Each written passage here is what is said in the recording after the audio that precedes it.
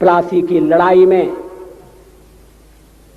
जितने लोग मैदान में लड़ रहे थे उससे ज्यादा लोग मैदान के बाहर खड़े होकर तमाशा देख रहे थे, लड़ाई का परिणाम सुनने की प्रतीक्षा कर रहे थे। देश के भाग्य का निर्णय होने जा रहा था, मगर उस निर्णय में सारा देश शामिल नहीं था।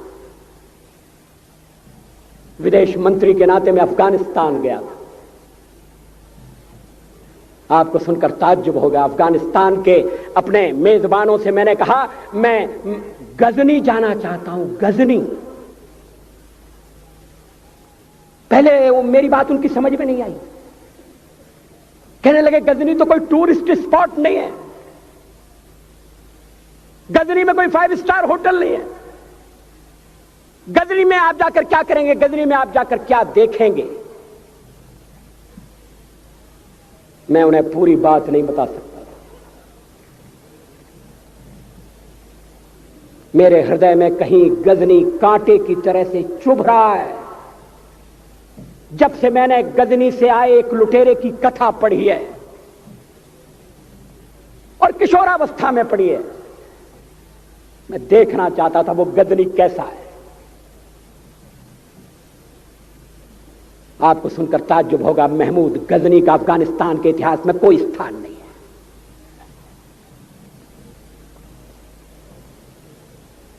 गजनी छोटी सी जगह है, छोटा सा गांव है। कल्पना करिए सैकड़ों साल पहले वहां धूल उड़ती थी, झोंपड़ियां थी, मगर एक लुटेरा लुटेरों को इकट्ठा करता हुआ सोने की चिड़िया को लूटने के लिए चला आया। आपस की फूट से जो राजा है वो लड़ेगा, जो क्षत्रिय है वो लड़ेगा। हमने समाज के बहुत बड़े वर्ग को लड़ने के अधिकार से वंचित कर दिया।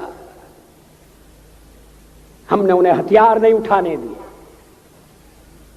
मार्शल नॉन मार्शल के आधार पर हमने समाज को बांट दिया। वो लुटेरा सोमनाथ के मंदिर तक चला गया। पुजारी देखते रहे। मंदिर की पूजा भक्तों को करना पड़ती है। मंदिर तो एक प्रेरणा का केंद्र है। मैं देशपांडे जी की तरह से नास्तिक नहीं हूं, मगर उनकी नास्तिकता में भी जो आस्तिकता है मैं उसका आदर करता हूं, उसका सम्मान करता हूं। वो जिस आत्मविश्वास से नास्तिक होने की बात कहते हैं, तो मैं उनसे कहना चाहता हूं वो सचमुच में नास्तिक नहीं है। जिसकी आस्तिकता है, जिसका विश्वास है, वो नास्तिक कैसे हो सकता है? विश्वास किसमें है ये बड़ी बात नहीं है, विश्वास है या नहीं। हमने समाज के बहुत से बड़े वर्ग को विश्वासहीन बना दिया।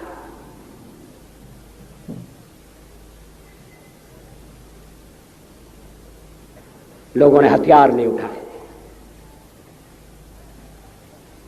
वेद पढ़ने के दरवाजे बंद कर दिए। इसलिए हम पादाक्रांत हुए। अफगानिस्तान में मैंने एक बात और देखी। मुझे जिस होटल में ठहराया गया उसका नाम था कनिष्क। अफगानिस्तान एक मुस्लिम देश है। मुझे बड़ा ताज्जुब हुआ। मैंने कहा कनिष्क यहां कहां से आया? तो मेरे साथ अफगानिस्तान के विदेश मंत्री थे। मैंने कहा कनिष्क आपका कौन लगता है? कनिष्क से आपका क्या संबंध है? कहने लगे कनिष्क हमारा पूर्वज है, कनिष्क हमारा पुरखा है। He was one of our forefathers। मैंने कहा तब तो हमारे आपके पुरखे एक हैं।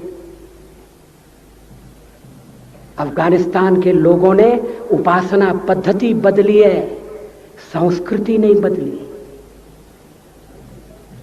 आज के भारत के परिवेश में यह सुनने के बाद थोड़ा विचित्र लगता है। हमारे यहां तो धर्मांतरण के साथ राष्ट्रांतरण होता है, ऐसा दृश्य दिखाई देता है। पड़ोसी देशों में ऐसा नहीं हुआ। अभी राम जन्मभूमि का मामला चल रहा है। एक विदेशी आए, कहने लगे राम जन्मभूमि का क्या झगड़ा है? हमने कहा इस पर विवाद हो रहा है कि श्री राम कहां पैदा हुए थे, और जहां पैदा हुए थे वो स्थान उनके मंदिर के लिए प्रयुक्त किया जाए या न किया जाए। वो इंडोनेशिया से आए थे, वो मुसलमान है। कहने लगे हम तो समझते थे कि राम के लिए सारे भारत में आदर होगा, सम्मान होगा। हमने कहा ये आपने कैसे समझा? कहने लगे आप तो इंडोनेशिया आ चुके हैं, इंडोनेशिया में बहुत से लोगों ने इस्लाम स्वीकार कर लिया, मगर श्री राम को विस्मृत नहीं किया, श्री राम को भुलाया नहीं। इंडोनेशिया के बाली द्वीप में 1 महीने रामायण की लीला होती है। मैं उस समारोह में जा चुका हूं। उस समय भी विदेश मंत्री मेरे पास बैठे थे। मैंने कहा ये रामायण ये क्या हो रहा है? मैंने कहा एक्सीलेंसी ये मंच पर क्या हो रहा है?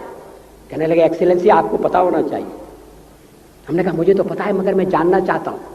कहने लगे ये रामायण है, ये राम है, ये लक्ष्मण है, ये सीता है। हमने कहा इनसे आपका क्या संबंध है? आप तो मुसलमान हैं। कहने लगे हमारा संबंध बहुत पुराना है, हमारा तब का संबंध है जब हम मुसलमान नहीं हुए थे। थाईलैंड की राजधानी अयोध्या कही जाती है। थाईलैंड के राजा को आज भी राम कहा जाता है। सावरकर जी ने हिंदू राष्ट्र की बात की, हिम्मत के साथ